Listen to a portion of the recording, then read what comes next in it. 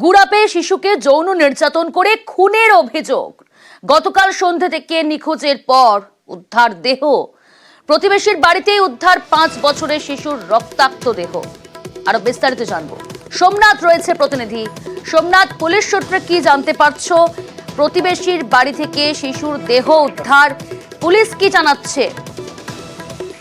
দেখো, পুলিশ ও স্থানীয় সূত্রে জানা গেছে গুড়াপ চাপা এলাকায় এখানে একটি কালকে থেকেই রবিবার সন্ধ্যায় একটি নাবালিকা নিখোঁজ ছিল। তারপরেই লোকজন বাড়ির বাবা মা তারা খুঁজতে থাকে, নাবালিকাকে খুঁজতে থাকে এবং খুঁজতে প্রতিবেশী জানতে পারে যে প্রতিবেশী তার বাড়িতে যে অশোক সিং নামে যে পাশে অভিযুক্ত যে প্রতিবেশী তার বাড়িতে খুঁজতে যায় এবং তাকে যখন ওর বাবা বলে যে নাবালিকা অন্য রাস্তা দিয়ে গেছে, তখনই তার বাবা সন্দেহ হওয়ার পরই সে প্রতিবেশী এবং কিছু আরো বাবার সাথে প্রতিবেশী ছিল, তারা ওর ঘর সার্চ করতে থাকে। তখনই তাকে একটা দেয়ালের ধারে মশারি কাঠ দিয়ে নাবালিকার দেহ নাবালিকাকে এরকম চাপা দেওয়া হয়েছে রক্তাক্ত অবস্থায়।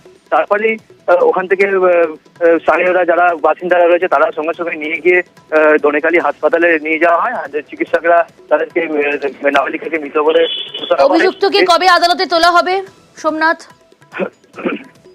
দেখো, ঘটনায় তারপরই যে অভিযুক্ত তাকে মারধর করা হয়। তারপর সে এই মামলাটা যারা এলাকা বাসিন্দারা আছে তারা বলছে যে অভিযুক্ত তাকে কিছু মারধর করে, তারপরে সে ইমামবাড়া হাসপাতালে গতকাল রাতেই অভিযুক্তকে গ্রেফতার করা হয়েছে এবং আজ তাকে আদালতে হাজির করবে পুলিশ। 5 বছরের শিশুকে যৌন নির্যাতনের ঘটনায় একেবারে উত্তপ্ত পরিস্থিতি গুড়াপে।